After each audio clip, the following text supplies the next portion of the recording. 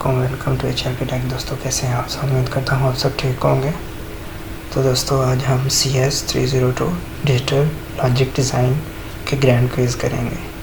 इससे पहले हमने CS304 ऑब्जेक्ट ओरिएंटेड प्रोग्रामिंग के ग्रैंड क्विज़ किया है, उसका लिंक आपको डिस्क्रिप्शन बॉक्स में मिल जाएगा। तो दोस्तों चलते हैं हम अपने आज के टॉपिक की तरफ, लेकिन उससे पहले अगर आपने अब तक हमारा चैनल सब्सक्राइब नहीं किया तो आप इसको सब्सक्राइब कर दें और बेल आइकन पर क्लिक कर दें ताकि हर आने वाली वीडियो की नोटिफिकेशन आपको टाइम पे मिलते रहे। So let's get started. सबसे पहले अपना ब्राउज़र ओपन कर लेते हैं। इधर लिखते हैं VULMS।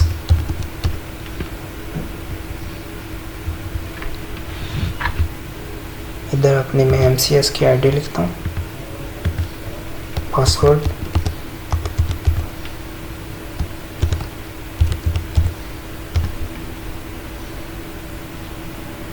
इधर मैं क्विज़ पे क्लिक करूँगा।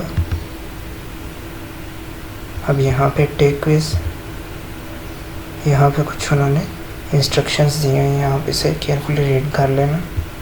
तो मैं इधर टेक क्विज़ पे क्लिक करूँगा।